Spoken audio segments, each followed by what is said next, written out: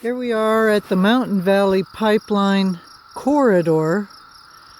There's just a little bit of rock there that came from this part of the property, and that marks about the property line. And then we have more rock that came out of this section of the corridor. This section of the corridor has been mapped as karstic.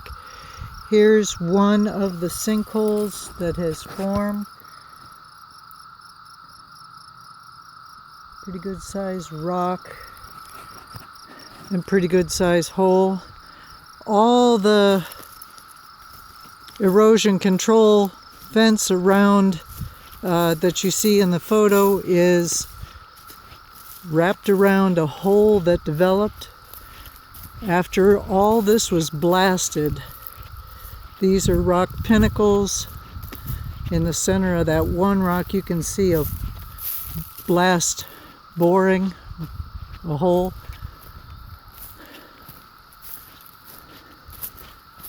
Some of the sinkholes are small.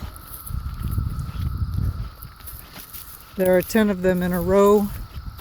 We started out with one. What I believe happened was they blasted the roof of a cave. There is a cave in the area. This is sinkhole number 6.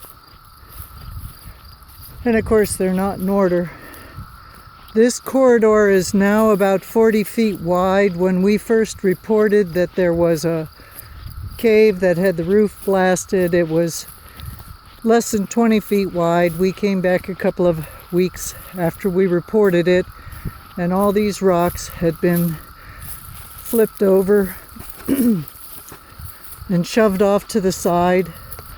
We have cave walls, we had cave roof, and those were turned over so that they couldn't be seen anymore. Anyway, here's quite the...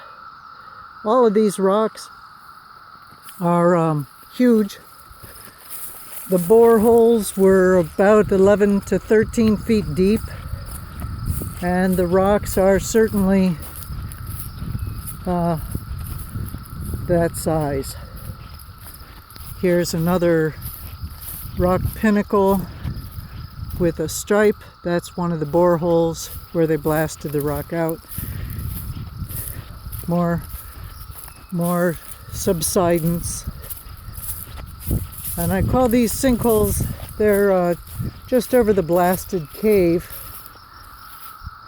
There's more rock.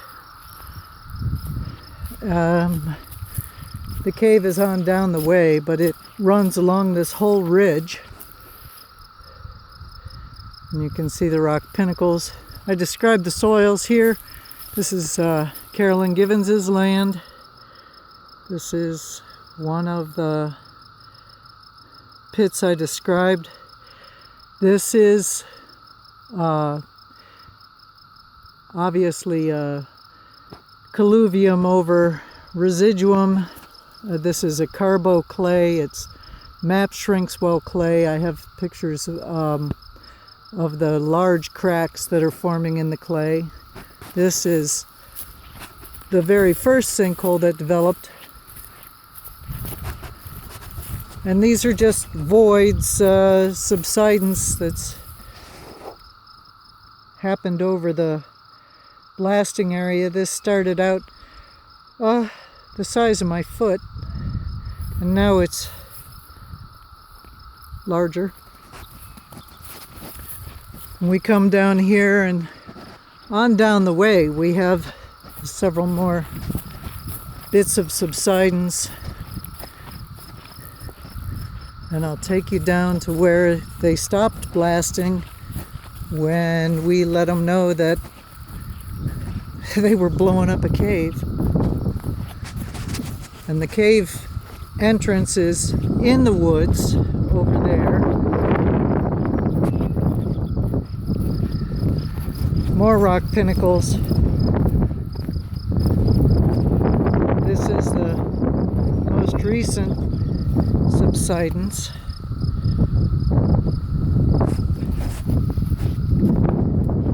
And again, rocks are quite large. In their blasting plan, Mountain Valley Pipeline declared that they could and would blast in 6 inches at a time. And as I mentioned here are some of the cracks in the clay. This is still the corridor.